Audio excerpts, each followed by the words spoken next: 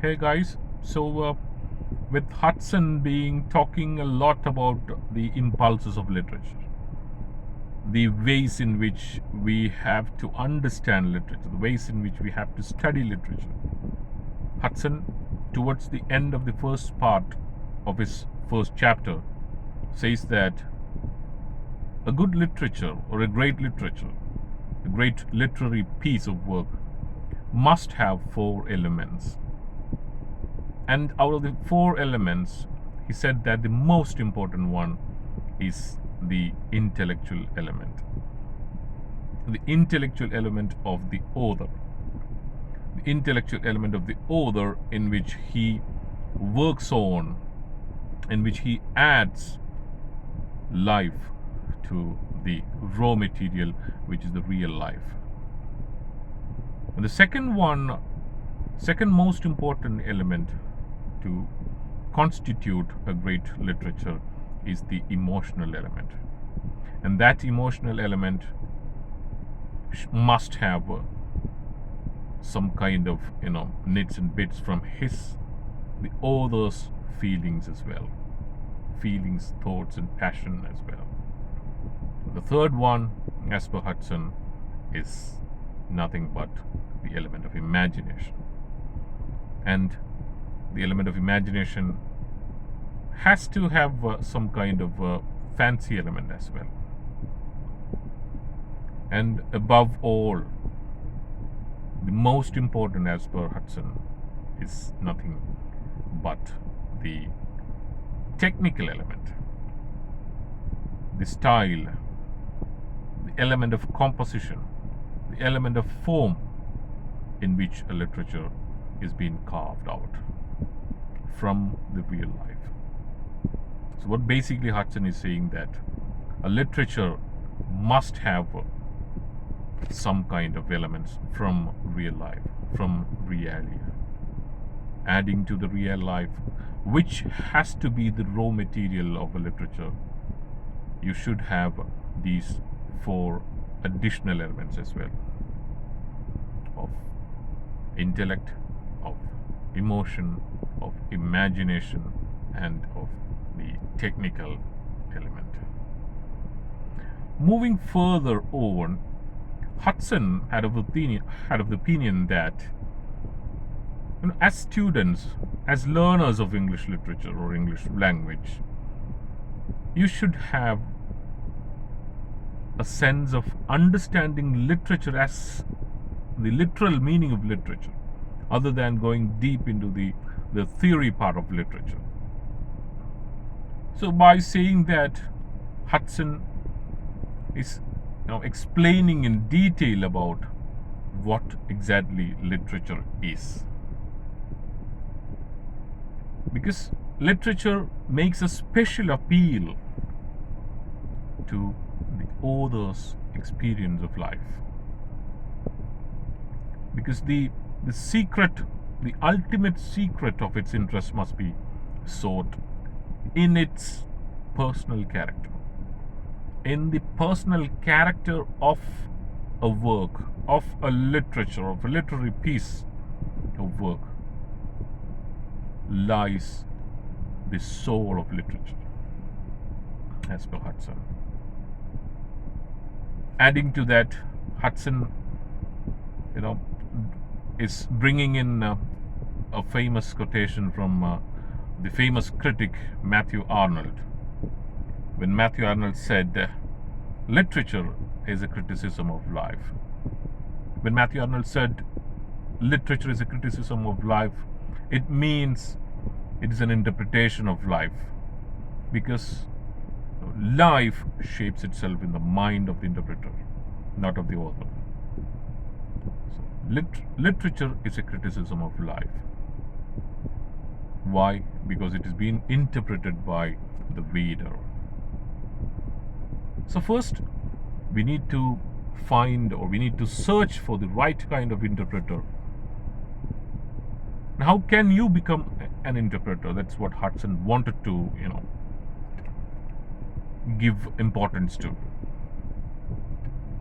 How can, as a student, you can become a right kind of interpreter of the literary works which published. If you are able to interpret the life of the author from the works he has written, you would be able to interpret that work in the most excellent manner, as per Hudson. For this, Hudson has brought another epigram from French. Art is life seen through a temperament. Art is life seen through a temperament. Seen through the temperament of the author. This is what he mentions. Because art is the mirror, or literature is the mirror wherein you can find the artist or the author holding the mirror to the world about him. He's holding a mirror to the world, showing his personal experiences, the artist's personal experiences, the author's personal experiences. And when it reaches you, when it reaches the student, when it reaches the reader has to interpret in such a way that it does not, or it must have, that particular element of life. He further moves on to say that all great books are born from the brain and heart of the author, because it's been produced inside the brain of the author or of the artist. It's been processed inside his brain for a long time until it comes out as a wonderful piece of literature, a wonderful piece of art.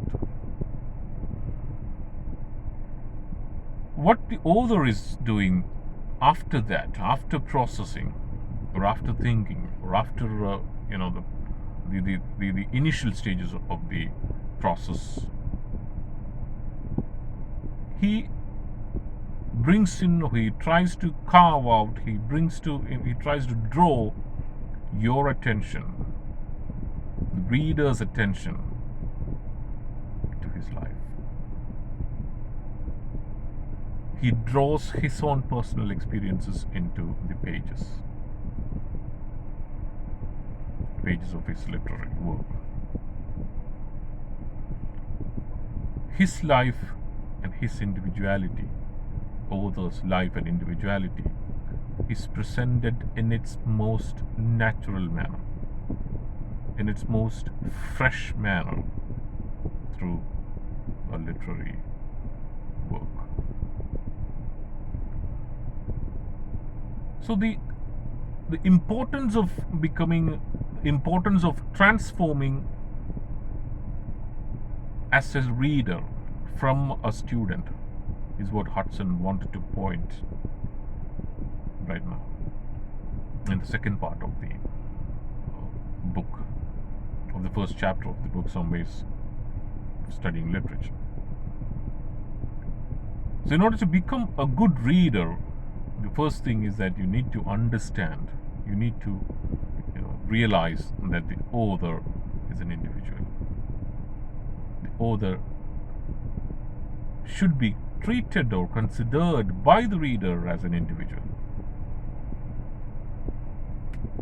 And our primary aim should be to establish a personal intercourse with the books.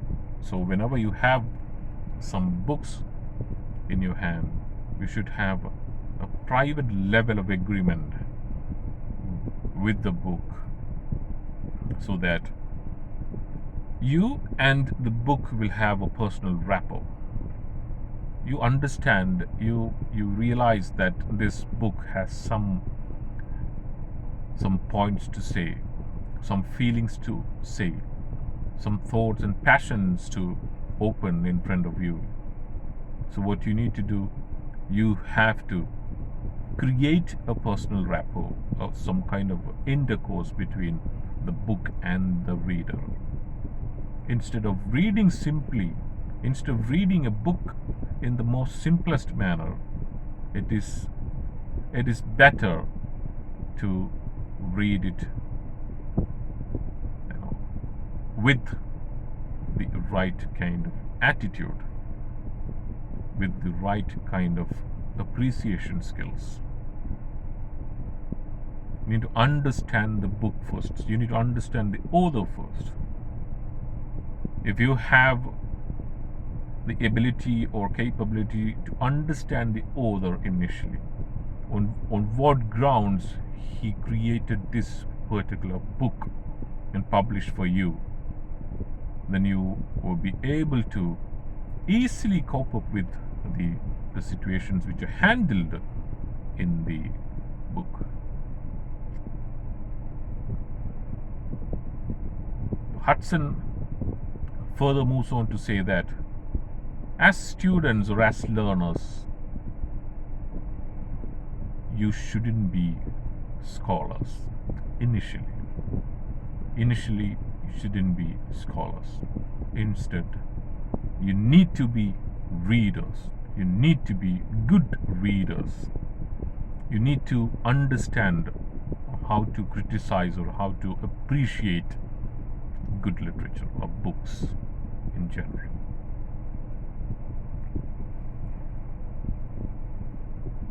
And Hudson has of the opinion that the importance of personal experience, which is the basis of all real literature.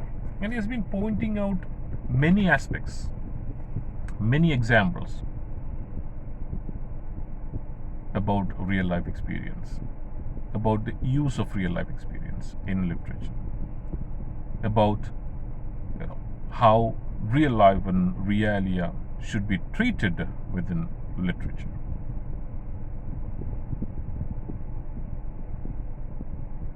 As he said, the mark of a really great book is that it has something fresh and original to say, and that it says this in a fresh and independent way. The mark of a really great book is that it has something fresh and original to say. And it says that freshness, it keeps that freshness in a fresh and independent way. That independent way is the individuality of the author. With that special feature, with the individuality of the author, the literature talks to you, the book talks to you. You need to understand the author in order to understand the book first. You can interpret it in your way, but you need to understand it from the author's angle as well. And he says, he drags in another quotation from the great epic writer John Milton. As John Milton rightly said, a good book is the precious lifeblood of a master spirit, embalmed and treasured upon purpose to a life beyond life. So a good book is the precious lifeblood of a master spirit. So he's also saying like that. John Milton had of the opinion that you should understand that a book, a literary piece of work, has the precious lifeblood of a master spirit, nothing but the real life of the author.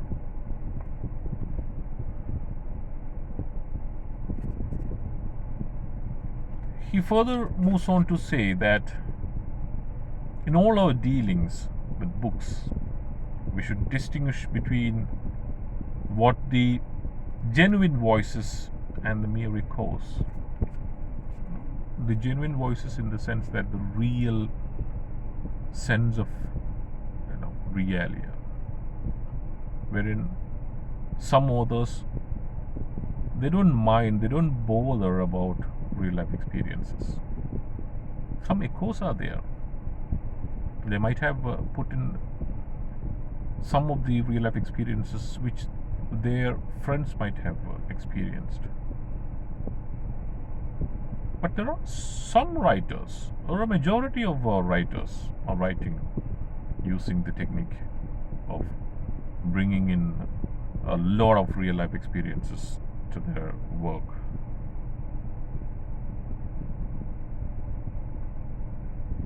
So further moving on, further heading towards the end of the second part of some ways of studying literature, the introduction to studying literature, Hudson is pointing out that it's a very simple and humble way.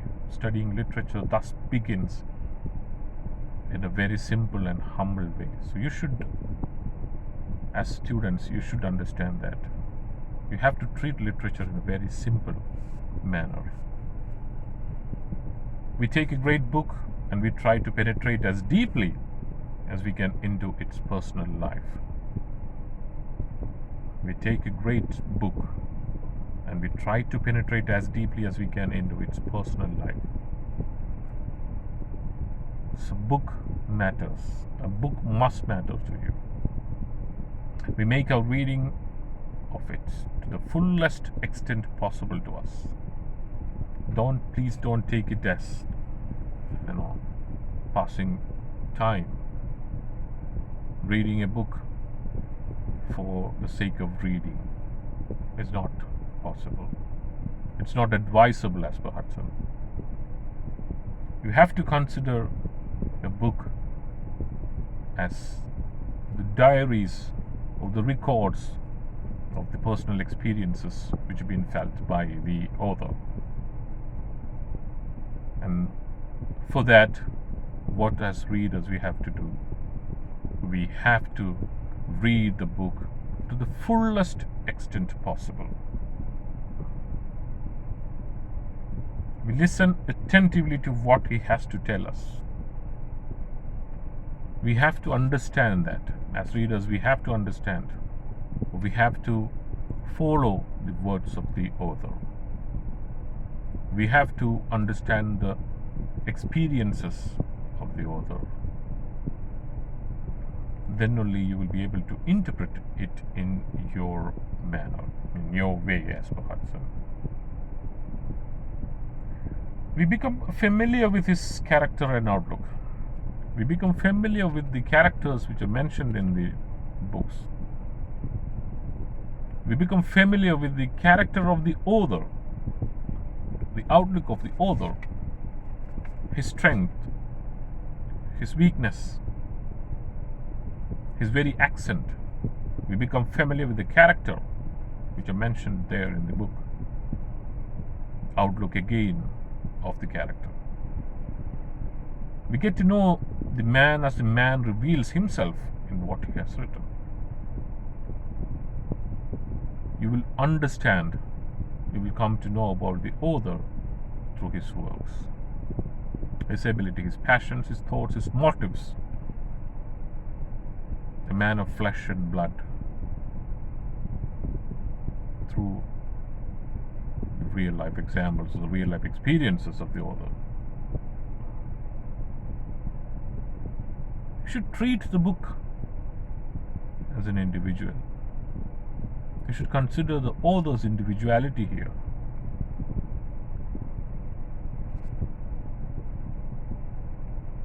So in order to do that, as students of literature, you should develop the habit of a good and profitable reading. Good and profitable reading in the sense that you should be a good reader first, good reader to the fullest possible extent. You have to understand the nooks and corners of the book. You have to understand a book with the techniques that are being used by the author there in the book. And what does he mean by profitable meaning, profitable reading, profitable to you personally?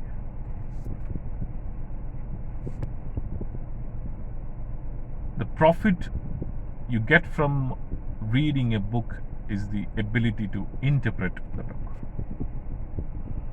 the ability to appreciate and criticize a literary piece of art. That is very easily, you can get it from understanding the piece of literature.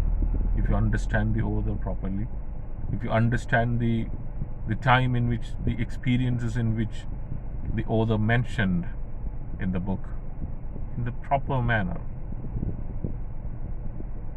you will be receiving, or you will be ending up in profitable reading, according to Hudson. Well,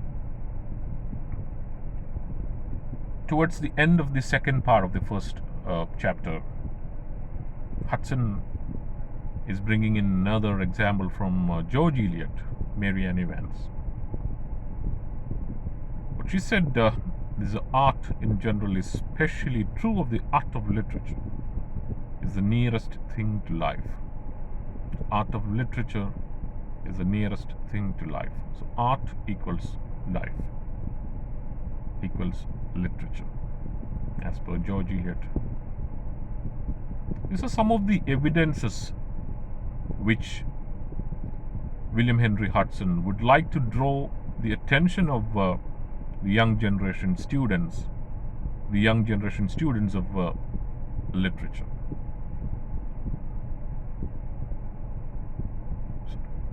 As you grow up, you should treat literature as partake of life.